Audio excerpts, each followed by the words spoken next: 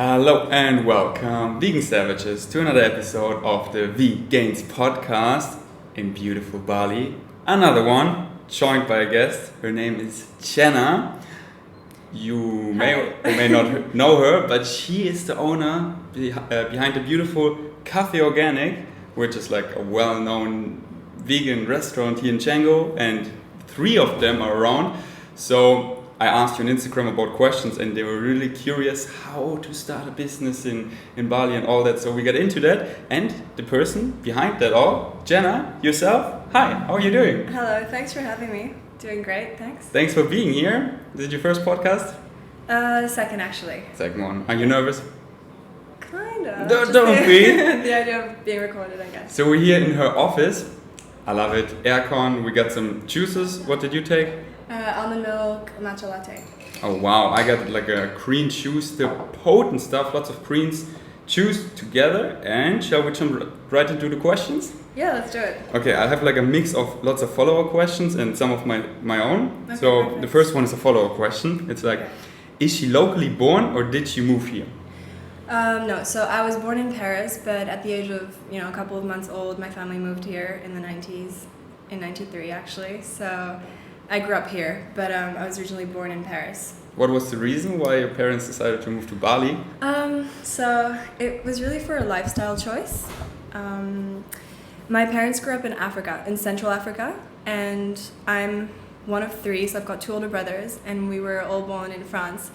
And basically they kind of moved back to France just to have us, and shortly after we were born, they decided, they wanted to bring us a similar lifestyle to what they experienced. So it's a funny story, but Mom heard of Bali through like a children's comic book kind of thing, and she thought it was very picturesque and just liked the idea. So just like that, she decided to pack up everything, put like 15 boxes aside, sell the house, and move to Bali, having never been here before, having never traveled to Asia, let alone been anywhere around Asia. And so she just made the move, and that's how my family moved here. Yeah. That's so funny. I recently had a friend on my podcast, Adina Rivers, and she is from Germany, and she also just got this calling, and a friend tagged her on a picture on Facebook, like, you would like this place. It was in Ubud. She just moved there as well without being there, and now she lives there happily for 8 years, has the greatest place,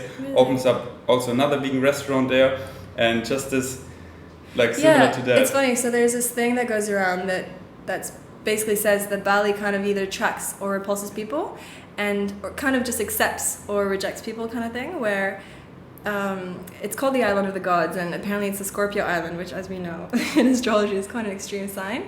And so people that come here, they either feel like, okay, well, this is where I belong, and they want to stay, or it's like a series of events occur in a row that kind of tells them, well, actually, I don't actually want to stay here.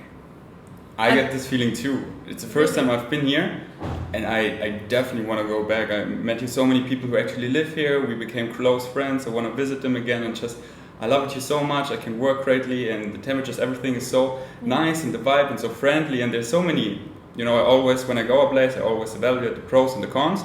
And here, just so many pros that definitely want me to come back. So I think Bali is now my winter spot. Great, cool.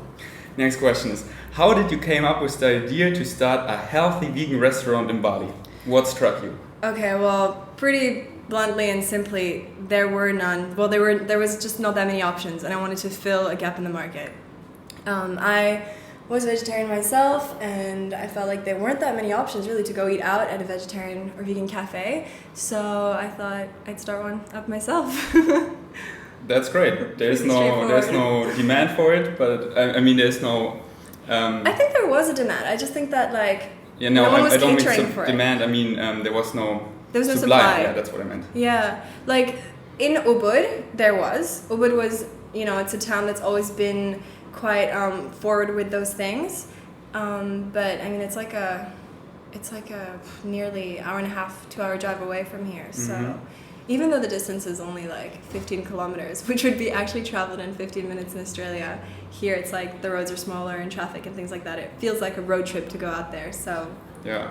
So other than that, like honestly, all around Seminyak or Canggu, there wasn't just that many options, and How many years ago was it that you opened up the first one here in Canggu? Just 3 years. Just 3 years? Yeah. So 3 years here in Canggu, there were basically no vegan restaurants? No, that's the crazy thing, is that I would say about a year and a half ago max, is when the boom kind of started and, you know, the domino effect of all these places started popping up, which is great because, so Cafe Organic, the Seminac location was the first one. That was 3 years ago. And on the same month, same time, 3 years ago, Peloton opened as well. So that's another vegetarian vegan cafe.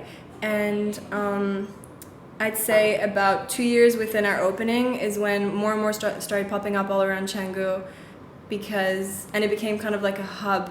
And it's kind of funny to think back and see that like Bali's becoming this food destination, and a lot of people are referring to Bali as, you know, this vegan hotspot, and wanting to come travel here just for the food, and that all of that kind of community arose from just like, you know, almost like a trend. You started it. It's great though. It's so good to see that, you know, it's becoming a trend, because then it's influencing more and more people to go vegan, which has so many other benefits and impact, not just for your health, but for ethical and sustainability reasons. So it's really great. Yeah, that is so great. Actually, a friend we met here, she was vegetarian before, and now she's committed vegan. Really? Yeah, That's we hang so out, great. and I gave her my ebook, and because we went to all these great places, and she was like, wow, this, that, I don't even need dairy.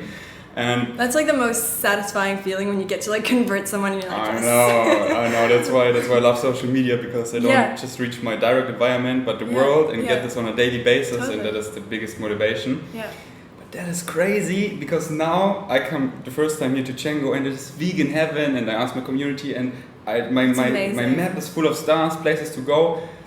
I blog here every day. I showed my community all the great spots we've been to, and there's still so many more. So I'm afraid in the remaining 7 days we have left here, I won't even be able to try them all. Yes, like that is so crazy, and in just a couple of years. Yeah, it really just booms. So, but Bali's kind of, it almost offers that possibility to, you know, to be an entrepreneur yourself and start something as an individual, and from scratch, you know, start something from scratch and build your company or your cafe and your restaurant. And I think that inspired a lot of people to open them that quickly. I think that's, you know, Bali 20 years ago when we first moved here isn't what it is today, and that exponential growth really occurred with a mix between, of course, globalization, which brings some pros and cons.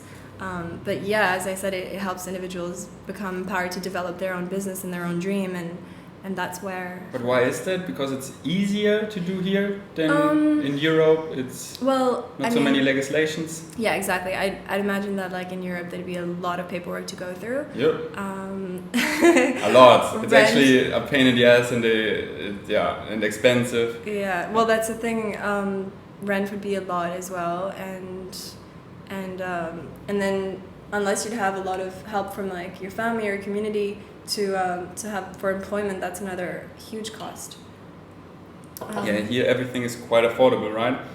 Well, it's changing because it's rapidly growing, and I find that like the more it's gaining that kind of spotlight worldwide, the more things are increasing. And I did this recent comparison with a friend that opened up a restaurant in Australia recently, where cost of produce, like anything that was, you know, spices and olive oils or dairy and things like that, were actually similar in terms of price to actually cheaper, because here there's a lot of import products. But when you stick to locally grown only, and that's what we tend to do because we want to support farmers and we want to support ethical businesses, then yeah, fruits and vegetables are a lot more affordable, obviously, and yeah, I mean... And just compared like the rent and the stuff, stuff, the rent it's as well. no comparison to like Germany. For sure. I mean, label. And people seem here so much more reliable, and they want to work. They're smiling, they're positive, they seem like they really like to do that. In Germany it's more like, like the first questions, when are my holidays? They don't really want to do that, and often they're not so reliable. And here they're so straightforward, they want to help you and everything. So I think it really depends, doesn't it? Like on what you're doing for work, and you know, it really depends. I think that if you can have an individual that's as committed for the cause if they're really passionate about it. You know, like sure, yeah. You know, like take a great business model in Europe. Do you have one off the top of your head? An idea? What's one that you love? A restaurant? Yeah, for example. And I also take it back because it was a broad statement, but like saying in Europe it's this way and here it's that way. But my experience so far is that like they're all like this positivity I get here. Yeah, they have a great and for example, philosophy of life. Especially like just chops you don't really want to do like in Germany when you go to gyms or somewhere they're really not that helpful, and and you see that they don't like the chops, but here they're also positive no matter which chop that is, and they have here sometimes really tough chops, and they're also so positive, like they like to do that, and that is what I meant. Yeah, well, that's great. It's great to hear, because I feel like it was even more present when I was younger, and that we see less and less of that actually as the time goes by. Also because I think, like anywhere touristic, when tourism comes, it changes as well. They start to scam you, and you especially see that like where the most tourists are. Like 2 years ago, I flew to Thailand and I arrived in Bangkok. Yeah. They were rude. They tried to scam me. They tried to trick me. I was like, all people like that. That was my first Asian country, right. And then I flew to Chiang Mai. Way less tourism, and all people were so much more friendly. I didn't even got scammed once. And the price, especially Thai people, they're honorably honest in that sense. Like, it's crazy. I've heard of stories where people walked into a shop and they were told, "Oh no, don't buy it from me. Buy it from the shop next door. It's actually cheaper." Things like that, which is just absolutely insane to think about. But tourism is just killing that a bit. But then it depends what kind of tourism, because like also, the vibe you get here in Canggu and Ubud. Ubud, I was going to say, is a great example, because the type of people or the type of tourism that it attracts. I feel like you really feel that old sense of Bali, and this comes back to what I was trying to say earlier about globalization and development, is that it comes with pros and cons, because yes, it's great to see this new wave of Bali with trendy hotspots and veganism coming and integrating the scene, but there's a lot of pollution that came out of the development of Bali. Take it back to 25 years ago. For instance, the traditional food is called nasi campur, which means mixed rice, actually. But it's a base of like vegetables and tofu and tempeh and maybe a little bit of meat, and it used to be wrapped in a banana leaf. And so they would finish their food and just chuck out the banana leaf on the side of the street. And as it's biodegradable, it would just compost on its own. But nowadays, slowly that kind of evolved into a paper wrapping. And the paper wrapping was lined with plastic. So then you were chucking a paper that was lined up with plastic on the side of the street. And that was resulting in pollution. And then slowly, instead of just being handed that paper wrapping, you'd be handed a paper wrapper inside a plastic bag. And then both of those things would end up on the side of the street. And slowly, that's kind of how all of the rivers started getting really polluted, and all of that would just be washed into the ocean, and how our beaches would just end up washed out with immense amounts of plastics. And so, coming down to development and globalization, it's good if it comes along with education, because if you're not told that that's not good, then you're just going to keep doing it. And that's why this vibe, the conscious vegan vibe, that's so great for the places, because all the vegan places, they like no plastic straws, little to no plastic single-use item, and the locals see that, and they get educated about it. That's where it's great that it's a trend, because then other places that might not even share these values, they don't even do it because that's what their belief system is, but they'll still do it because it's a trend, and they want their place to be as trendy as the next door, or they just want their place to not get shunned upon if they're not following. Yeah, that's why this conscious vegan positive vibe, and that is really what those places need, and then they flourish in a really beautiful, sustainable way. Like when we go to fruit markets, we always say no plastic bag, and they get it over and over again, and then maybe they ask why no plastic bags. Oh yeah, and they see it like, oh, it pollutes. Yeah. So actually, you'd get a funny reaction if I still get that even nowadays, because obviously I'll speak in Indonesian when I walk into a store, and if I walk into a pharmacy and I'll buy if I walk into a shop and need to purchase anything, they'll hand me a plastic bag automatically, and I'll be like, oh no plastic thanks. And even if I have a lot of things holding in my hands and it looks uncomfortable, and they're like, oh, and they'll chuckle and they'll have a little laugh, and I'm like, no guys, and then I'll take the time and be like, all right, I'm putting my things down. Here's 5 minutes as to why you shouldn't be handing me a plastic bag. That's so great. All right, how long from That's another follow-up question. How long from just an idea did it take to open the cafe doors? Okay, well, so I was 21 when I decided I wanted to open Cafe Organic, but I'd say that I had the menu down pat and the concept and the furniture and everything put together quite quickly. It was more so construction that took a while. So that, I mean, and I think Bali's an exception of all places because construction took basically almost like a year. So I was 22 by the time we opened because everything just kept getting lagged and then something else would pop up and we'd be like, oh no, now we have to attend to this. And yeah, and also because I had never worked in hospitality prior to opening the cafe, and I had never worked, just let alone, you know, waitering a table, or I had never worked in a restaurant. I didn't go to uni, so I didn't go and study hospitality either. So I didn't really know what I was doing, to be honest. Like I kind of walked into a shop, I remember, and didn't know how many quantities or how many items I needed to get to deck out my kitchen. And because I wrote my menu myself without, you know, I'm not a chef. I wasn't exactly sure of what equipments were kitchen quality grade, you know, that I needed for my kitchen. So I just picked out as I went, and it was more of a trial and error, but it kind of worked out from the start, to be honest. That is so great to hear that, because so many people are out there having a great idea and they think like, oh, I cannot do that because I need to be a professional, this and that. Yeah. But showing you just had the idea, you want vegan restaurants around, so I just do it even though I've never done that. Nowadays, if you have the internet, we can just self-teach ourselves anything we want. Of course, yeah. Everything's on the internet if you have any questions. And I think like 90% is just showing up, you know? Yeah. Just execute. If you have an idea, execute. You know, some people like to go through a business plan. Obviously, if you're going to get an investor on board, if you need, you know, if you need a source of income, then yeah. So you people, definitely need, if you're out there, if you have a dope idea, just do it. Just do it. There's always a way. If you're really passionate about it, you will find a way, and you can do it no matter what. So you said like 1 year, and construction took the most, right? Yeah, it took a year. It took a year, I'd say, to put all the details together and get it flourished and open. Actually, you know what? With the first location, because it took so long, and I had started the Instagram before opening. The Instagram was actually growing quite quickly because we were posting inspo pictures and we were kind of telling the story of it growing as we were working on it. Oh, that's the best. And so people, yeah, so we built kind of like a little community that was following us, and I remember people started commenting, when are you guys opening? This is like, it's been too long, like come on, like when get your, you know, act together, like when are you opening? And then I'd be like, oh, soon, and we didn't want to disclose a date because we were afraid to not be able to live up to it, you know. So we'd say like, oh, September 18th, and then like 2 months later we weren't ready.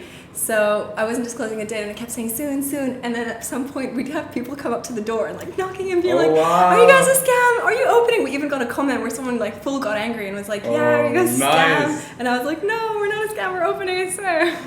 and so while we were doing training, so Seminyak location is a big long glass door, and it's a sliding door, and you know, the common reaction to a sliding door is people will just try and open by push or pulling, and they'll be like, oh, what's happening? Is the door stuck?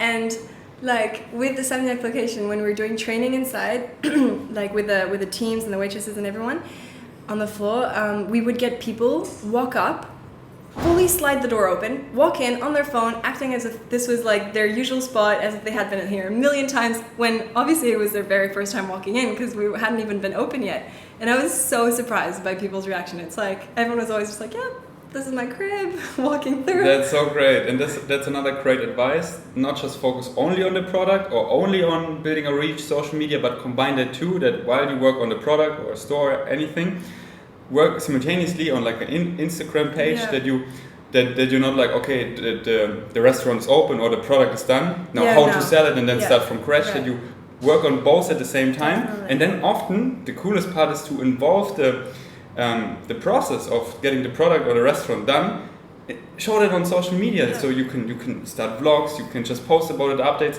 That is super interesting. And the sad thing is we got hacked, like the Instagram got hacked about a month and a half ago.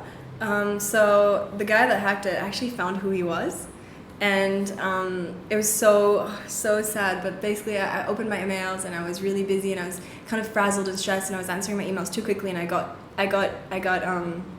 what do you call it? Like I got tricked, you know. I opened this email and it was get verified by Instagram. Click on the button. verified? Yeah, and I thought it was Instagram. Bad. I know, And you so silly. You typed in your password. Yeah, I totally did. I handed it over. Like, Wow. there's my email. This is the date I created it. That's my password. And then I was in a meeting when he did the whole thing where I was getting the emails from Instagram saying revert this action, but I was in a meeting, so I didn't see any of those. And then it was too late. He changed it like 6 times, but I ended up finding him. And luckily, my friend overseas got my Instagram account back to me, but he had deleted all of the posts, so all of the history is gone, and all that Instagram could like recuperate was 80 posts, so we don't have any of those anymore. Oh, rest in peace. But you mean you find him, like the person? I found him, yeah. So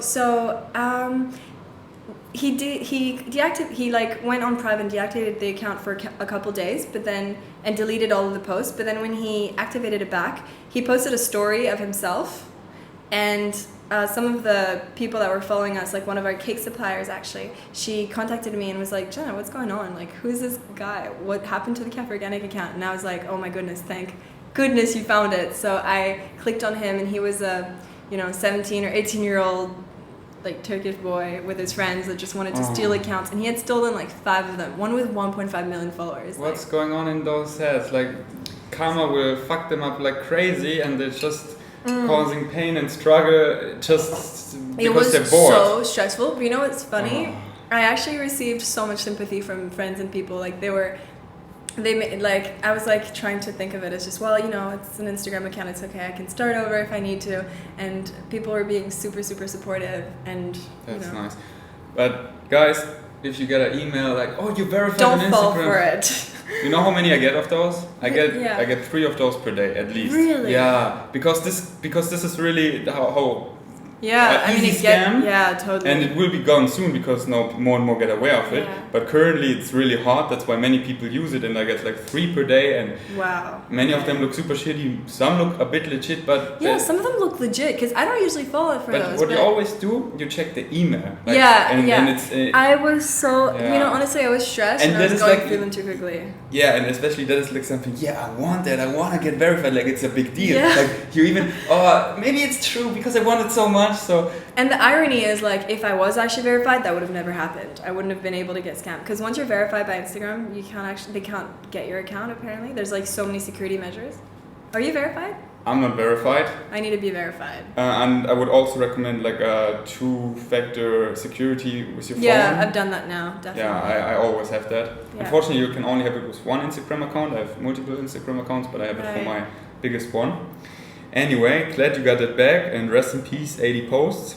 Then my question is for the other 2 locations, did it took you also a year or shorter because you already knew the process? So, it should have not have taken that long, but I guess I want to complicate things for myself, but I did take a while for both of them, but it's because I didn't want to, I always get inspired. And I get inspired by making the look a bit different. Like Seminyak has a bit more of a city look, I find, and it's got marble top tables and a different, more cozy, closed atmosphere. Canggu is a lot more rupestry, and it kind of has like rustic recycled woods, and I wanted to play around with more of a beachy feel. I mean, it's more of a tropical little beach town, so it's got a different interior, different feel. It's still Cafe Organic, and it still has that like tropical, vibe to it, but it's different interior. And then Umalas again, this is a much larger space. It was my first adventure, taking up 500 square meters, and it's set in the rice fields. It's all open, and I wanted to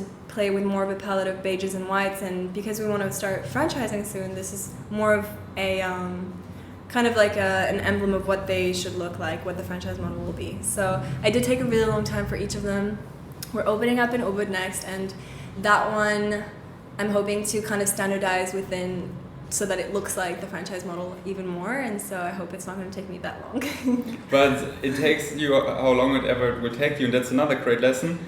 Always take your time and make it right, and when you open it, that it's right, because otherwise I see it all the time. People they program an app and they release it too early and the app sucks, and most customers will never come back because that was bad. So let it get tested and work on it. And when you open the doors, that people have a good experience from the get go. So that is great that you took your time. And coffee organic, if you come here, they are so beautiful and so much thought went into details. Like when you just look around, you see on the glass door there's like no bad days or something written, and I'm like, oh, that's so nice. Like all these details when you're waiting for paying the bill and stuff, that just makes this place unique, and then that's worth taking more time to make it this place and that it stands out. So. And yeah, that's also a question, so we can jump ahead. So you're opening one in Ubud as well, that it will be number 4. Yeah, and number 4 in Bali. So you're taking over Ubud. You're taking over the world. Starting with Bali, started from Canggu and Ubud. You have, or you probably don't want to say when it will open, right? Because next year? No, this year? No, it's this year. Definitely. Oh, this year? Definitely this year. Wow. Yeah, 100%. It's going to be like. Yeah, it's... You don't need to say more. This year is great. So okay. next time I'm here, like when it gets nasty in Germany again, I'm sure it will be here like October, November. Go to Ubud and check it out. Yeah. And it's going to be next to the monkey forest. That's as much as I can disclose. Nice. That's where we actually stayed for the longest time. And I like it because the monkey forest is such a mysterious jungle vibe, and it offers so much shelter, like shadow, so it's like cool. And well, Ubud is cooler as well because it's more north up in the mountains, and it has such a nice energy actually, and it's really worth seeing. I'd say that if you come and visit Bali, definitely come and check out Canggu and its little hipster town, because it's fun and it's got heaps of restaurants and cafes and bars and heaps of cool, cute little places. But then for the beauty of the place, I would say go up to Ubud and take a lalang, because it's the greener parts. It's big, one of the, some of the oldest, biggest trees and lots of rice fields. And then down south on the peninsula of the island, it's Vegains Beach, or just Uluwatu, and that's all of the most beautiful beaches, which are cliffside and white sand. Little Bali tips. That's great. That's great. So, and why do you decided to stay in Canggu? Why not Ubud? So where we are right now is called Umalas. It's this little town that borders Seminyak and Canggu, and I kind of grew up here actually. Yeah. But because it's different, it's like you kind of just drive. I drive to Uluwatu on the weekend, or I drive to Ubud for the weekend. It's all really close. It's all really close. Yeah. I mean, it's, we say it's an hour and a half away, but it is 15 kilometers. Like anywhere else in the world, you take the highway, that would be like 10-minute ride. Yep. So it's not like, you grow up in a town, you stayed in that town. It's kind of all accessible, and it's, And Ubud from here is more like 50 minutes, right? I mean... Well, yeah, for me with a car, it always takes me like an hour and a half. Yeah, with a car, it takes longer. Do you still ride a scooter after that accident? Yeah, I do. Yeah. I started driving when I had to go to school. Like so Umlas, and this goes back to one of the advantages I'd say of growing up and living in Bali is the sense of kind of freedom and independence you get, because you're able to just hop on a scooter and you can just drive around really easily. I love that. Yeah, everything's super accessible. I never had that before. This scooter feeling, like free and just like freedom, independence, really. And so I think I was 10 or maybe like 11, 12 kind of thing when I started driving to school, because it was around the corner from my house. You started riding a scooter was 10? Yeah, but because I have two older brothers, and I think they kind of like, started young, and so then I started young too. I was definitely the youngest amongst all of my friends, but... Are there any legislation for riding a scooter here? Because I was so surprised that none of them wanted to see my driver's license. Yeah. I even got an international driver's license, but they don't even want to see my regular driver's license. They're like, oh yeah, just take a scooter. Really? Yeah, it's true. It's kind of like, not very... maybe the opposite of Germany for that. No, I mean... They check it. So far, the place I've been to, they check it if I can ride a scooter. Yeah. And then they're pretty like chill. I don't know. And the first time I ever got arrested on a scooter, not because I had done anything wrong, but the policeman just like stopped me, and I don't know. Maybe I don't know. Can't remember. I was 14, and he asked me for my driver license. Of course, I didn't have one. Of course. And You're 14. And so I was like, and I just pretended I didn't know what he was saying. And then he let me go, and I just drove away. Okay, that's fine. You're super witty with 14 already. But is that common that locals already drive a scooter when they're like a teen? Yeah? Because I see here some kids and I'm like, you're 16 I swear, or some little boys are like 8, I swear, it's just like... So quick, before, because I want to get into your accident, but before that, you touched, I'm curious if you want to talk about it, because I had here some close death experience already? Me? No way. No, I had some. Oh, really? That's why, sometimes the scooter, like, whoa, there was a car, like, whoa, they were super close. Okay. Anyway, but you touched on it that you, after Ubud, you want to make this like as a franchise model. Yeah, we've started franchising. So to be honest, like since opening our doors in Seminyak, like our first location, we've had emails coming in with franchise offers, and I was really not ready. That's, it was so far, like Cap Organic grew into something so far beyond anything that I had ever expected or imagined. Like when I opened it. Thought one location. Yeah, right? I just thought, not even that. I thought one very small one. Okay. I started off with 60 square meters. It was tiny, the smallest kitchen. Like it was tiny, and a little outdoor balcony. But it was super cute and cozy, and we got full so quickly. And we would have a queue out the front, and I swear I was stressed out every day because I didn't know where to seat people. I was so stressed. Like that was my main concern, and I was I'd tell my friend like, oh my god, like today was so stressful. We had like these many people waiting out the front. And people would tell me, yeah, but that's a good problem to have. And I was like, yeah, it's a good problem to have, but it's still a problem. Yeah. So then we doubled up and we opened, funny story, we actually decked out the whole right side. Like I got the walls painted, got the furniture in, got everything decorated, made a little coffee section, and then we broke the wall that was separating the two overnight. We didn't close one day, and at 7 a.m. sharp, we were open, ready to receive customers. And our regulars that would have their coffee would walk in and be like, wait a minute, is this the same place? Like, not even recognize it. And so you had like double the amount of seats. Yeah, double the amount of seats overnight. People are like, what? So yeah, and then shortly after that, we started opening Canggu, and I think that like receiving those emails amongst all of that was kind of too much for me because I was really young and it was all growing too fast. So I just put, the pedal to the stop. And I was like, no, I can't do it. So now I have literally this folder of emails that's just piling up of franchise offers that I'm just putting aside for later. And I think now I've finally matured to that point and we're ready to, move on to international things. So the next location I can disclose, and it's going to be LA. Nice. Venice Beach. Nice. That's where I'm heading next, actually. Yeah? Cool. Yeah. And that's also great learning.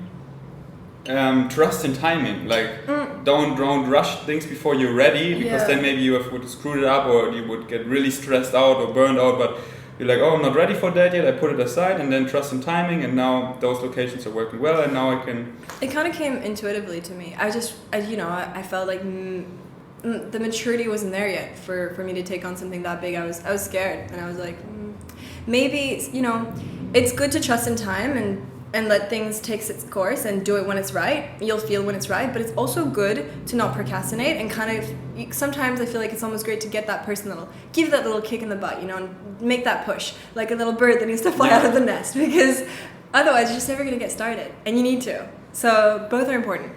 Yes, that's true. I always say, like, follow your highest excitement, and if it's not that exciting for whatever reasons, like combine your heart and your brain, and if it's not that exciting, because then don't do it. But if you feel like the urge, you really want to do it, then go for it. Yeah. The one in LA, will it have the same menu or? Yeah, it's a same menu. Really? And well, it's gonna have because there's more of like a winter time in LA, so it's gonna have some items that don't exist on ours.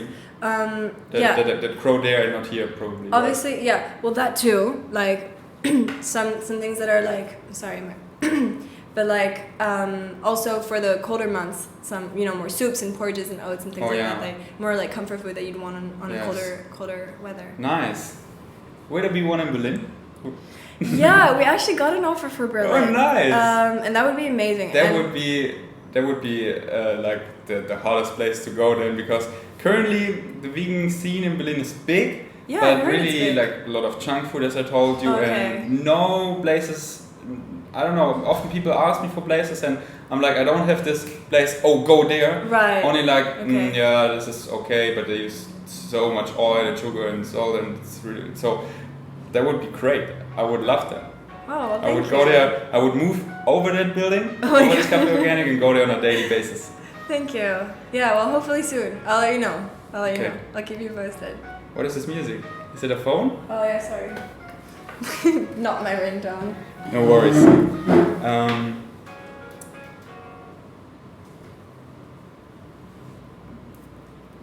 There was actually the menu.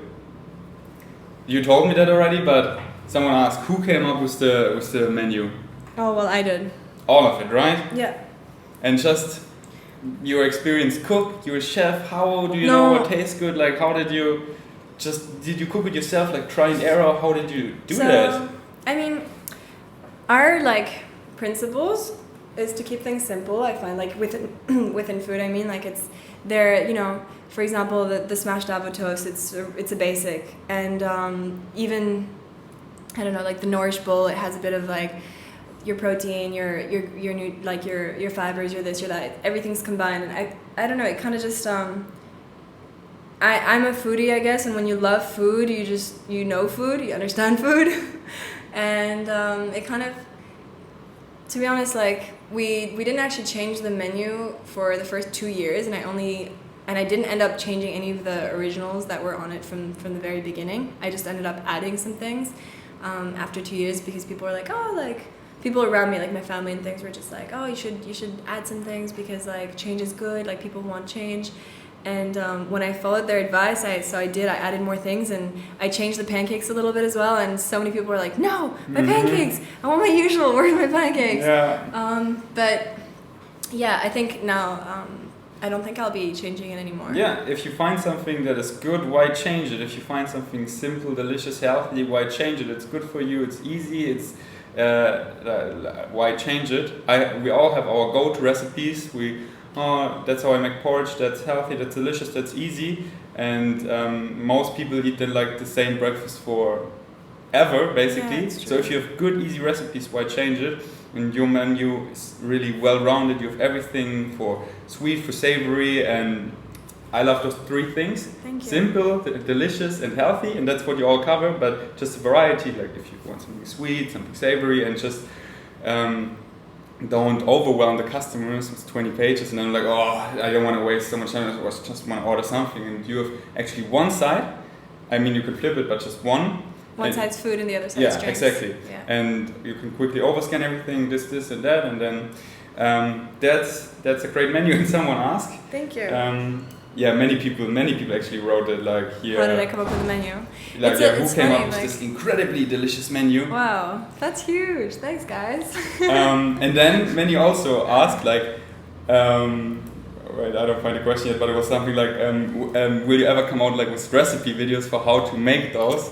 Okay, well, just because of franchising, I'm not allowed to disclose the actual recipes of our menu, but I'm gonna start this thing. On Saturdays, I'm thinking of doing these little videos, Saturday smoothies, and we would just show a new recipe for smoothies every Saturday.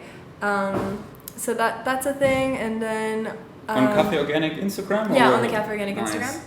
And so Saturday smoothies for smoothie recipes, and then the other thing is I really want to start doing a Cafe Organic book. I really want to write kind of the story, how it came about, the values behind the brand.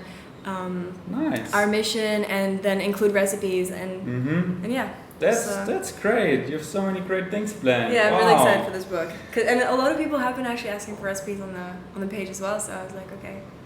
I just wanted to ask a question. I lost it. Wait, it's coming back. It's coming back. Where is it? What was the question? Oh yeah, your Instagram. Who's doing that? Me. You're doing it?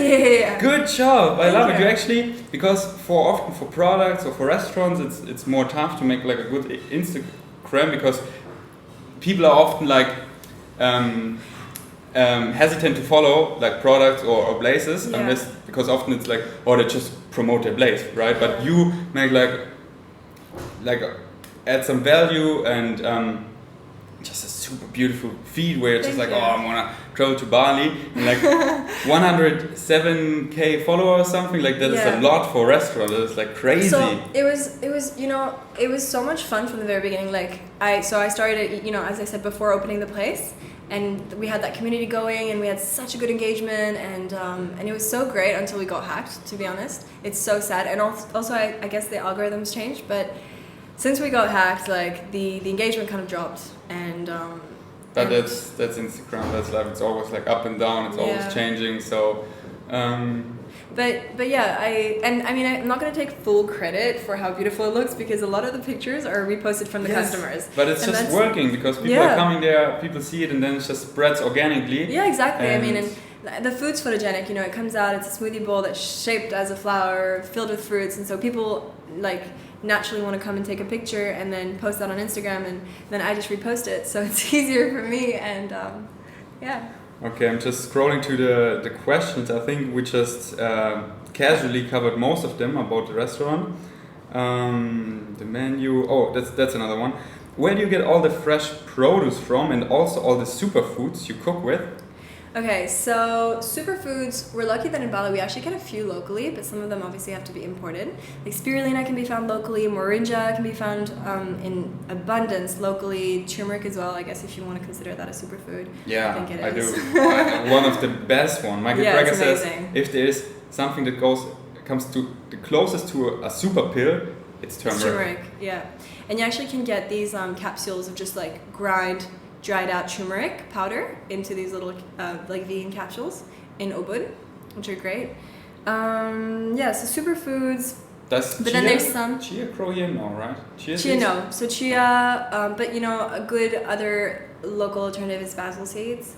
But yeah, chia or goji berries, acai, all of those things have to be imported. Cacao? Cacao, plenty. There's some of the biggest farms of cacao here. And it's so good here. It's so good. Oh. It's so good. Like, actually, I really recommend trying to visit a cacao farm.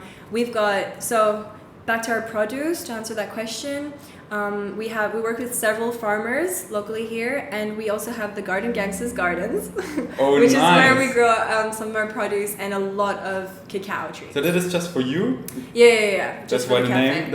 I love, by the way, the Garden Gangsters. I love to say, like, you know Spiritual Gangsters? No. That's the name of they do apparel, like clothing, and it's called Spiritual Gangster, and it also really never heard of it. They're really successful. Germany? No, actually I don't know. I just follow them on Instagram because they're one of the brands I like to follow because their feed is just so positive, vibey, beautiful that I want to follow it, even though it's a clothing brand, and they have like over 500,000 followers. Wow. And they really nailed it how to do Instagram and see how important it is to do it right. Yeah. And Spiritual Gangster, and then I saw Garden Gangsters, was like, nice, that's a cool name, I like that. But say it again, so you have this. So yeah, we there? We grow some of the produce there, but otherwise we've got several different suppliers. And it's all around here in Bali, right? Yeah, all of it, except for some of the frozen produce, obviously, like berries. We're getting more and more funly here, like up in the mountains where it's colder. Oh, wow. We're getting mulberries and raspberries. It's really new, but obviously not in the quantities that would be necessary for the cafe. So we have some of the frozen berries. But yeah, the rest is mainly locally harvested. That's great. And you taste it. Like, so many best-ofs I had here in Bali. Like, the best dragon fruit I ever had. Like, in Germany, dragon fruits taste like nothing. Really? Like, nothing. Okay, like, sorry, just about the dragon fruit. Have you been to Australia? No. Okay, you have to try the dragon fruit in Australia. Really? Yeah. But it can't get any better than this, I believe. Oh, try it. Really? Yeah. It's crazy. like, it's a very, I mean, the dragon fruit in general is a subtle, refined taste, but it's almost like a perfume, the flavor, but in a very, very subtle way. In Australia, it's almost like stronger, and it's almost got this like sweeter and floral notes. I think I cannot handle that. No, you have to try. I'm already here. Better. That is best.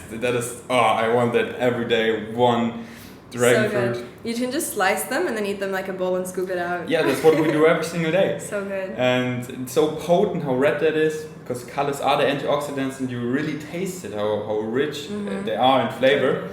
Now, about your accident, do you want to tell how that happened? Because I can imagine riding here on a scooter, it just will happen someday, right? So that's a statement that I always wanted to deny because everyone says that, and I was the living proof up until the accident. But it's not that interesting of a story. It was kind of like, it wasn't, I was leaving my ex-boyfriend's house. Were you mad? Yeah. Okay.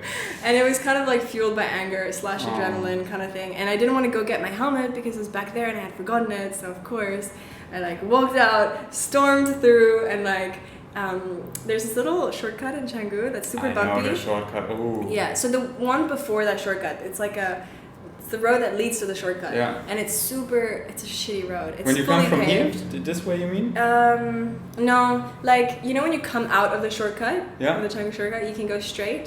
Mm-hmm. That one. Yeah, that's what I mean. Yeah, okay, well that one.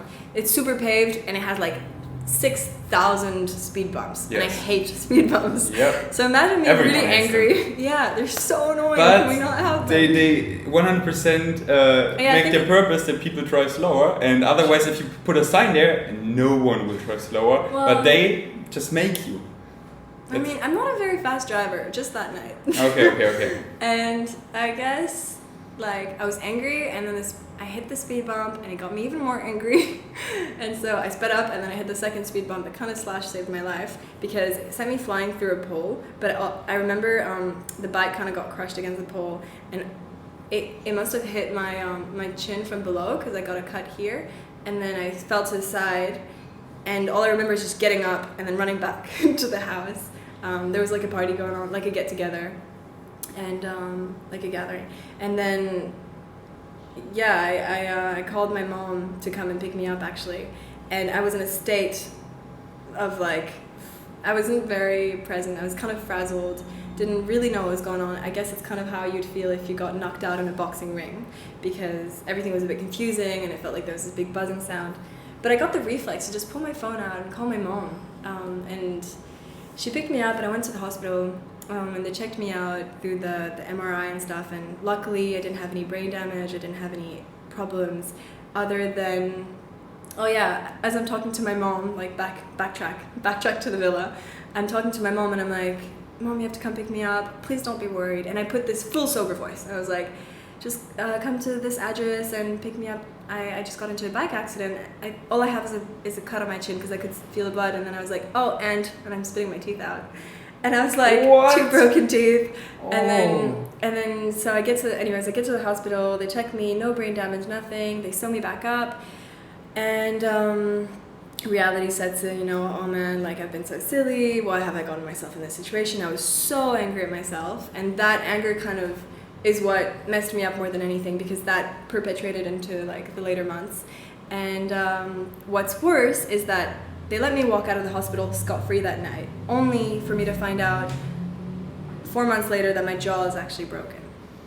And that I realized once it got healed, so 4 weeks later it healed, and I'm starting to see, like, asymmetries or, like, weird things that weren't the same. And I was like, wait a minute, what's going on here? So I started emailing lots of osteopaths in Australia, and I got a reply back from one who said, hey, can I see your doctor's report, which is normally mandatorily given to you. So I drive back to the hospital and I ask for it, and I'm reading it, and it's like, discontinued, dislocated fracture of the upper left mandible. And I was like, what?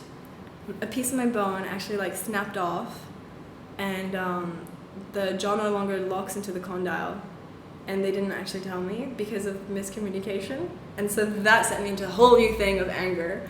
So that was basically my story. But I obviously got really, really lucky, and lesson learned, never drive without a helmet. I've got a full face one now. And never try after leaving your boyfriend angrily, or anyone angrily, and control the emotions. Yeah, well, that's the thing. I never let my emotions in the way of my reason, and that night, that one exception, and that's a lesson. It messed me up, and that made me even more angry, because I was like, I'm not this type of person. Why is it that the one only time that I let my emotions in the way of my reason, I get messed up? You know? Yeah. So unfair. What happened? Yeah, that's why the more and more I started to love myself, the more and more careful I rode. Even, like, in Berlin, I ride my bicycle all the time. I started to wear a helmet, and just always take the more cautious side of riding in traffic, because I don't want to get in an accident. No. But is your jaw good now? Is it? Yeah, I got, really lucky. I think that the body heals itself, and it's so beautiful. I've watched this documentary recently on Netflix called Heal, which I really recommend. But the body really does have the ability to heal itself, and because I wasn't aware that it was actually broken, my mind couldn't act on it, Yeah. and so my body naturally repaired itself. And I never needed surgery. I never needed, like, any of those things. Some people say, oh yeah, you've got a floating piece of bone in there, you need to get out, but like it hasn't ever affected me, you know. I'm chewing perfectly fine, and the jaw kind of controls everything as well. It controls like your back and your hips and everything in alignment, and I mean, I've got great like motion control and stability and all that. Like it hasn't affected my body whatsoever. What I recommend you is, and also my listeners, and I recommend it to them many times, it's a book, You Are the Placebo, that we are actually the placebo. It's mind over matter. Oh, what we 100%. think will manifest. Oh, yeah, and totally. we turn our genes, they're like Christmas lightings, we can turn them on and off by our thoughts alone, and it's so... Man, and I can't agree with you more. Like, I feel like the mind is so strong, and especially like in so many several cases individually, I've figured this out for myself, where, to give you a simple example, I actually had a falling out with one of my childhood best friends recently. Not so recently, actually, since last April. And after this argument, you know, of losing someone so close to you that you cherish so much, I started getting head spins. But I didn't associate them with the fact that, oh, I had lost a friend and I was internalizing my emotions, because that's far-fetched or whatnot. Like, you're not being told these things. And I think emotions should be taught at school. Or how to deal with emotions should be taught at school, because so many people don't actually know how to deal with their emotions. And I'm a perfect example of this, because I lost one of my really close friends, and I was at this restaurant with a bunch of my friends, and all of a sudden, I started getting this head spin. And I thought I was going through hypoglycemia or something. I don't know, like slightly hypochondriac. I was like, oh my gosh, like I'm getting a head spin. I need to go get sugar. So I went and like asked for a shot of sugar, and I gulped the shot of sugar. And all of a sudden, you know, my mind started taking over and creating all of these. And I was starting to panic, because I was like, no, oh my God, I'm going into hypoglycemia. And in fact, it wasn't the case at all. I was just internalizing my emotions because of, you know, losing a friend. And I was getting these head spins as a result. But just to show the power of the mind, it like nearly went into this like full panic state. Like created all of these weird symptoms. I felt tingling in my hands, and I was like, what's going on? Like, something's wrong with me. And all of that was created, you know, by the mind. And I had to like snap out of it. I was like, no, controlling my mind, and made those feelings go away, and I was totally fine. But it's about like taking over. Yeah, and being aware that you're in control. Being aware. And it's not like some hippie talk, it's legit science. That's why the placebo, 100%. that's why good studies are double-blind controlled placebo trials, where they put the placebo into it, because then you know for real if it's the matter things or the placebo, the effect. So yeah. Have you watched Heal? No. You need to watch it. Okay. There's this one study of this guy who's he's a scientist. He's like a biochemist scientist, and he's the one who creates the medicines to cure cancer, or finding like the newest technology to create this medicine. And he explains in the show that on the course of the time period, they've done this test on 60 patients, or I forget the number, 60 patients. They were given the medicine for cancer, and 60 patients they were given the medicine for the placebo, and the results are pretty much the same. The graph shows the same results, which shows that the body can heal itself, because once it's told like, oh, you're taking this pill, it's actually a cure. They're not told it's a placebo, and your body's actually making the repair. Totally, that's a placebo. And the book, You Are the Placebo, starts off with the history of the placebo, and Dr. Joe Dispenza, that's the author, he tells all the stories the placebo has worked, many of them.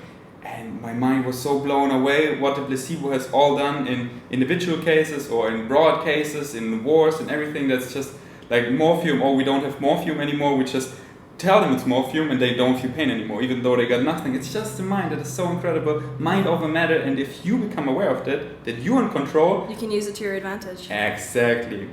Okay, coming to an end. I don't even know, but I guess you're vegan as well. If so, for how long have you been vegan and why? So, pretty much vegan except for eggs. I do eat eggs. So I've pretty much kind of grown up vegetarian, just because I wasn't that fan of a meat ever, that of a fan of meat. And I don't know if you believe in blood types, but I'm an A+ blood type, which is the kind of blood type which doesn't really require meat. It's like majority it's like the enzymes in our blood can process vegetables and fruits more. And so I find that naturally I kind of crave and long and need more vegetables and fruits. I don't know if you do. No, I don't believe in blood types. I can send I can tell from your blood. Okay, yeah, no, because I just believe in the best available balance of evidence, and the blood type diet got greatly debunked, like from Mick the Vegan or Dr. Michael Greger, and the science they presented made a lot of sense for me, that your blood type, like, we're so similar that your blood type isn't really, oh, that's good for her, that's good. No, we're pretty much so much the same, like 99 point, like only a chromosome is like the difference between us. So our dietary needs are so the same. Our maintenance calories are different because I'm heavier, or if someone is more active and stuff, but our dietary needs, like of what we need, is really the same, no matter what blood type. That is what I believe in. Well, so I've always kind of leaned towards veggies and fruits, and I didn't really like meat much growing up, and dairy either. Like, I never liked ice cream when I was little, or yogurts. I never liked cheese, so basically have always kind of followed that diet instinctively, and I fully went vegetarian maybe about like 5 years ago, and fully went vegan about 2 years ago. But then I incorporated eggs in my diet because I started feeling head spins and things like that, and I thought that they were linked to veganism. So I went and got blood tests and things, and then I thought, well, it must be, I was told it was B12 deficiency. So then that's when I started incorporating eggs. So I still eat eggs. For B12? Yeah, for B12. Why don't you just supplement? It's I know. much more reliable and bigger source, because to cover your Totally. B12 just with eggs, you would have to eat a lot of eggs. And I do supplement it. I started supplementing it when they first started, when I found out that was the cause, or I was told that was the cause. And I had like both the spray and I had the little chewable ones, but to be honest, I kind of suck at taking supplements. Truth be told, I really do. How about you can also take like once per week one, then a higher dosage, or even half a year injection if you really just... Half a year injection? No, because for me taking supplements it's easy. I just have a routine, like I have a tray, it says Monday, Tuesday, Wednesday, Thursday, Friday, so if what I do forget... you supplement? B12, vitamin D, vegan omega-3, what else? K2 and creatine. Really? Yeah. But creatine, it's just only for building muscle. That has or it also has a bit of cognitive improvement, that you can memorize things a bit better, but I haven't looked into that research so much if it's legit, but I do it because of the benefits that you can do like 1-2 more reps in the gym, and thus you can make more and constant progression and get stronger. So my brothers take it as well. But it's like it makes like a couple percent. It's like maybe 1 or 2%. Like the 95% is proper training and nutrition. Obviously. So it's just like a bit more, but I want the benefits, so I take it. But for people I take it if you want to, but it's not mandatory. What is mandatory is vitamin B12 for everyone, and in the winter, vitamin D. We don't have winter here. And also more and more research is showing all the benefits for vegan omega-3, like DHA and EPA from algae oil, because the precursor, ALA, that is only found in blends, like flax seeds, chia seeds, walnuts, and our conversion is actually quite low, and some people convert really low, so you don't really know if your conversion is high enough unless you test it. So have you tested yours?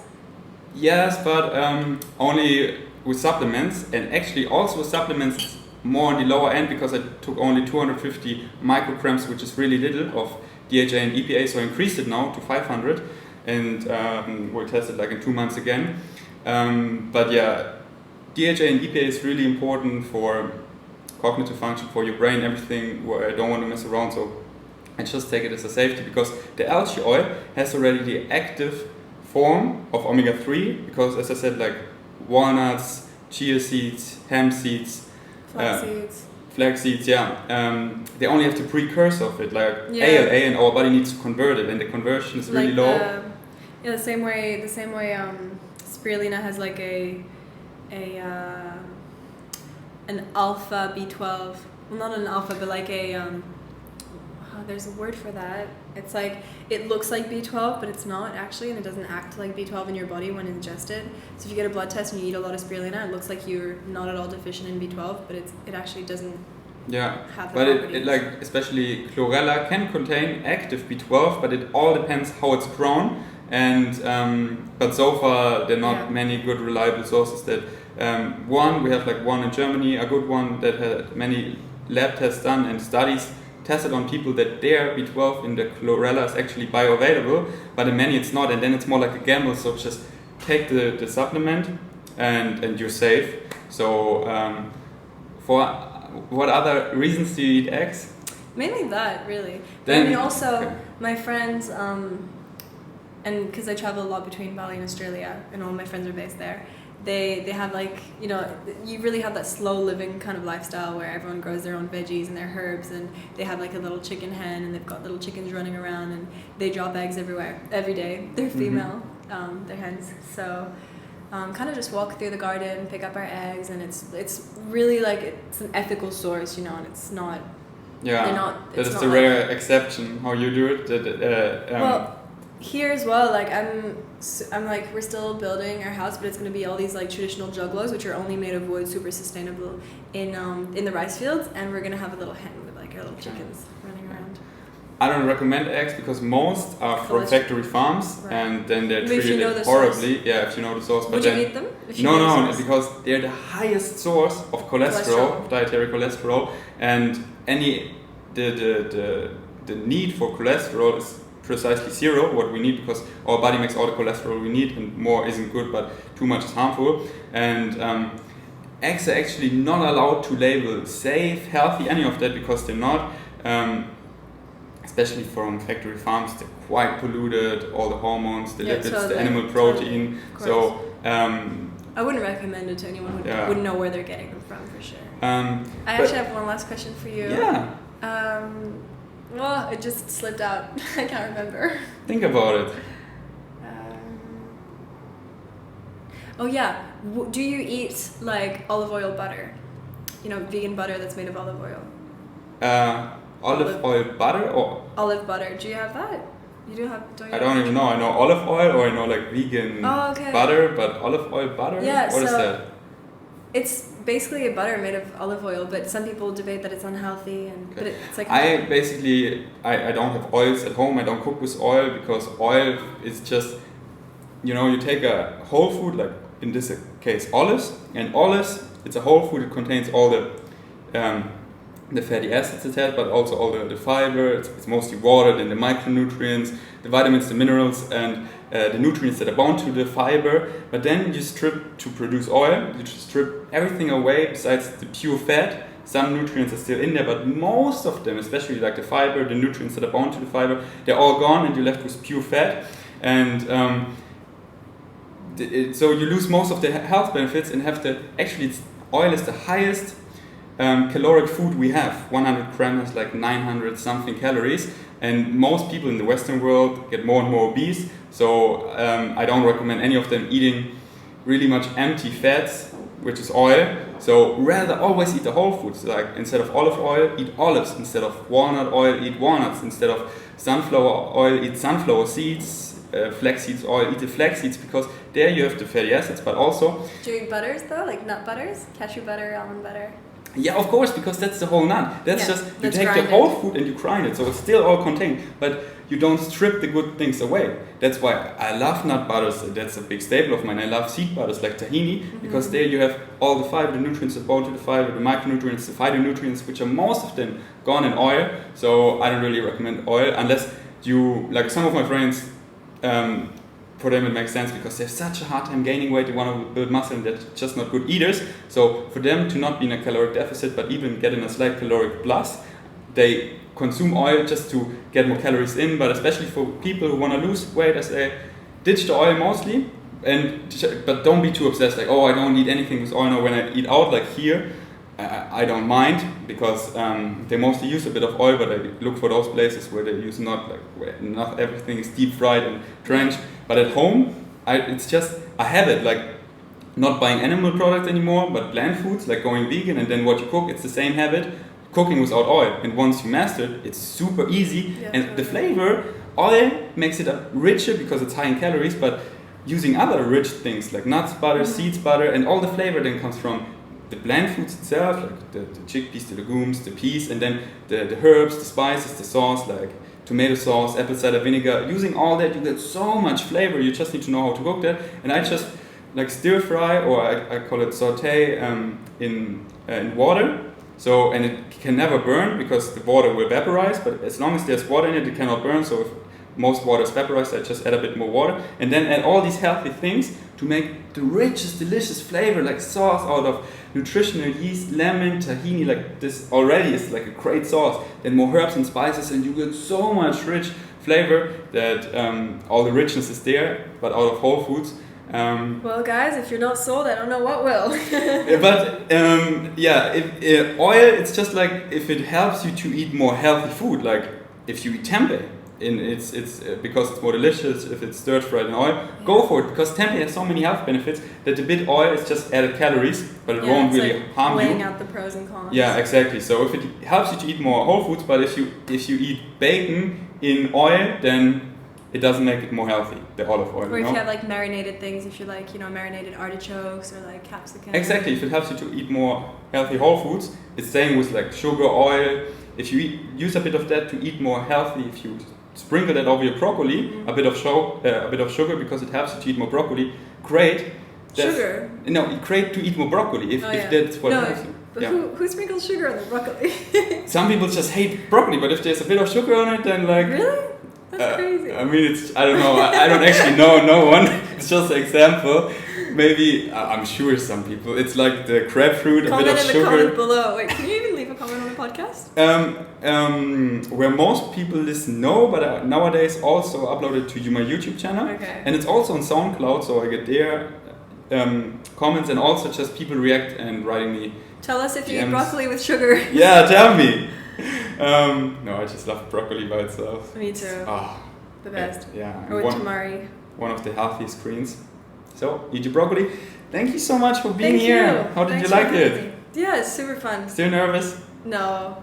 That was great. A lot of value and a lot of key learnings for listeners who want to start a business.